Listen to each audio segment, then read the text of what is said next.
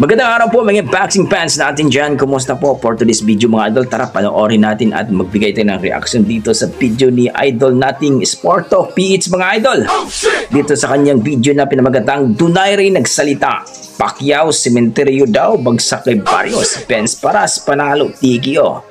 So let's go mga idol, panoorin natin kung ano nga ba ang sinabi ni Donaire dito kay Manny Pacquiao. Yo mga idol, kamusta? Sports Talk PH nga pala. Ang banat kay Pacquiao, pag-usapan natin yan mga idol. Ngunit bago ang lahat ay huwag kakalimutang mag-subscribe at i-click ang notification bell button for more sports talk. So naging mainit nga po ang banat sa ating pambansang kamao Manny Pacquiao ng trainer ng current WBC welterweight world champion Mario Barrios na si Bob Santos. Ito po ay matapos nitong sabihin na dalawa lang daw ang kahahantungan ni Pacquiao sa laban nila ng bata niya sa susunod na buwan. At yan nga daw ay ospital o kaya naman ay sementeryo. Yun lang daw ang pagpipilian ni Pacman. Dagdag pa nito na nakasama niya na daw kasi dati pa si Pacquiao at Fred Roach. Kaya alam niya na daw ang mga galawan nito at mga estilo.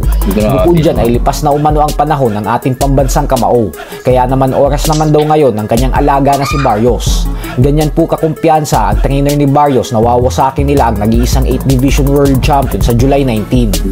Samantala, nagsalita naman nga po ang Pinoy boxing legend, former 4 Division World Champion Nonito Donaire Jr. patungkol sa laban ni Pacquiao, kung saan sinabi nitong bagamat aminado siya na matangkad at matibay si Barrios, ay hindi niya daw tatanggalin ang pag-asang manalo ni Pacman sa dahilan na ito lamang ang bukod tanging nag-iisang 8 Division Champion sa kasaysayan ng boxing. Paliwanag ni Donaire na alam daw ni Pacquiao kung paano pa lumaban at manalo. Ang tanging tanong na lang umano dyan ay kung gusto daw ba talaga manalo ng ating pambansang kamao. Pero naniniwala umano siya na kay Pacquiao talaga ang lahat ng abilidad upang makuha ang tagumpay sa kabila ng edad nitong 46 anyos. Nagbigay din ng payo si Donaire na ang susi umano para makuha talaga ni Pacman ang panalo ay kailangan itong gamitin ang bilis at mga in and out movement upang mas lalong mahirapan si Barrios.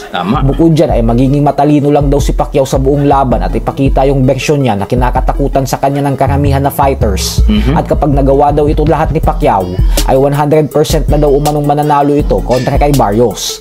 Pero pag hindi umano ito nagawa ni Pacquiao ay dito magkakaroon ng chance si Barrios gawa ng mas manginibabaw na daw yung pagiging mas bata nito.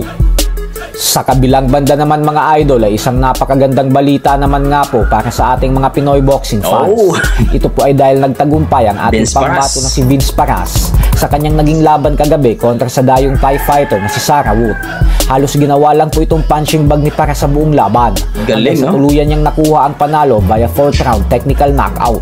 Dahilan kung bakit nasungkit ni Paras ang IBF Pan Pacific Super Flyweight belt.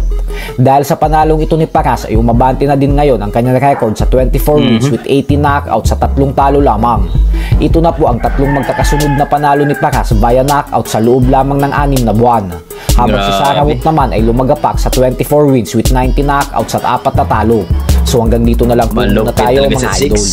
So yun yung mga idol, narinig natin na talagang minamaliit si Manny Pacquiao dito sa kampo ni Mario Barrios mga idol, no? At mga ka-sports, at alam naman natin na medyo may edad na po si Manny Pacquiao dito sa laban ito. 46 years old at si Barrios ay 28 years old pa ata eh. So medyo matangkad at malaki, no? Pero legend yan si Manny Pacquiao mga idol. May lakas at talagang ang determinasyon niya ay manalo. So nakapokus po si Manny Pacquiao ngayon. So para sa akin hindi basta-basta pa rin si Manny Pacquiao mga idol. Magbibigay pa rin magandang laban yan, no? Dahil alam naman natin na si Manny Pacquiao ay talagang legend na yan. Pag sinabi mong legend, alam na lahat. Dito naman sa sinabi ni Cham Nonito Donaire, ang ating 4 Division World Champion mga idol, sa kanyang payo. Well, tama naman siya, pero kita naman natin si Manny Pacquiao. Umabot na po siya ng 8 Division World Champion.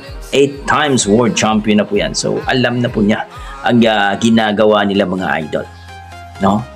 Pero siyempre, alam mo naman natin na may edad na si Manny Pacquiao, pero ganoon pa man mga idol, naniniwala pa rin tayo na maging manalo yan si Manny Pacquiao mga idol.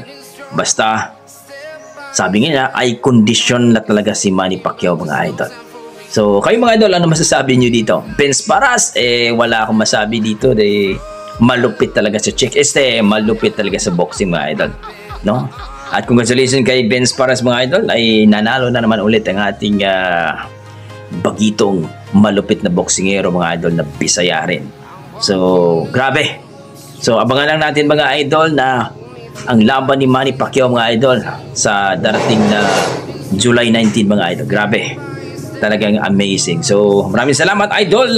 Sport Talk Beats mga idol. Ang masasabi nyo sa sinabi ni Trump Nunito Donaire na pinayuhan niya si Manny Pacquiao. Please comment down below mga idol at sana huwag niyo kalimutan mag-like, subscribe dito kay Sport Talk Beats mga idol.